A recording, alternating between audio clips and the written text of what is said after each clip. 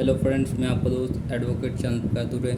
इस वीडियो में मैं अध्याय 10 भरण पोषण से संबंधित हम चीज़ों को याद करेंगे कि भरण पोषण संबंधित में क्या क्या एसेंशियल फैक्ट है, जिनको याद करने के बाद हमें सेक्शन इजीली याद रहेंगे।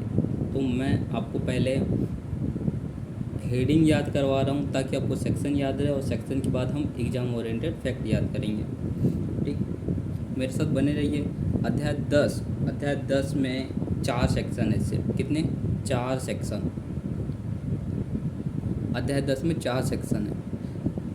पहला आदेश, फिर प्रक्रिया, भत्ते में परिवर्तन और आदेश का प्रवर्तन।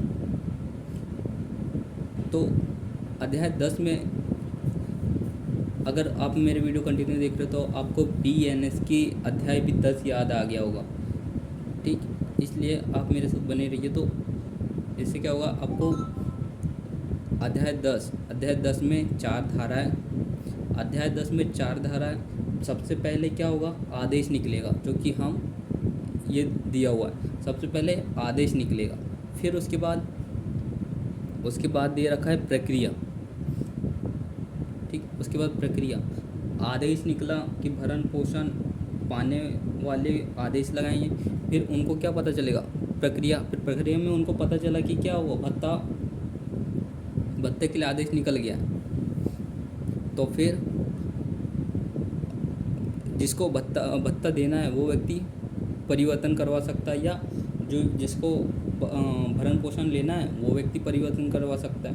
और मिलेगा कब, जब प्रवर्तन होगा। तो देखो, इसको भी सीक्वेंस से याद करना है। सबसे पहले भत्ते पाने के लिए, नहीं, भरण पोषण पाने के लिए आदेश, फिर उसके बाद प्रक्रिया, और प्रक्रिया के बाद भत्ते में परिवर्तन, और फिर आखिरी में होगा प्रवर्तन। ठीक है, अब हम नेक्स्ट अध्याय 11 को याद करते हैं। तो हमको अध्याय 10 याद हो गया, एक बार आप भी बिना देखे बता दीजिए। तो अध्याय 10 में हमने सीखा, याद किया, भरण पोषण संबंधित इसमें 4 धारा है। पहला आदेश के बारे में बात करता है, दूसरा भरण पोषण पाने के लिए आदेश करो, फिर प्रक्रिया जानो, और फिर प्रक्रिया जानो, और फिर बात करता है कि अगर भरण पोषण आदेश मिल गया तो उसका प्रवर्तन किया जा सकता है, और उसके बाद लास्ट में प्रवर्तन।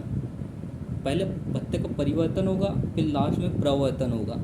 ये हमने यहाँ से याद किया। ठीक है, अध्याय 10 से। अब अध्याय 11 बात करता हूँ, लोक व्यवस्था।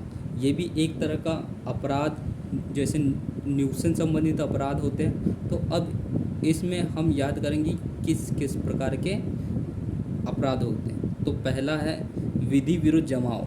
अब आपने अगर मेरे साथ BNS याद करे होगा तो बताओ, हम विधि विरुद्ध जमाव कौन से अध्याय में पढ़ते हैं? आपको याद आया होगा, वहाँ पर भी हम अध्याय 11 में ही याद करे थे विधि विरुद्ध जमाव। ठीक है, वहाँ पे भी हमने अध्याय 11 पे ही याद करे थे विधि विरुद्ध जमाव। फिर उसके बाद हम यहाँ पे अध्याय देखो, अध्याय 11 अध्याय का नाम है लोक व्यवस्था। इसमें कैसे कैसे अपराध होते हैं। विधि विरुद्ध जमाव करता है, लोग न्यूसेंस करते हैं, इन मामले ये एजेंट वाले मामले होते हैं, और इनमें विवाद होते हैं। तो इस पे हम याद करेंगे कि अध्याय 11 का हेडिंग क्या है, लोक व्यवस्था, मतलब न्यूसेंस।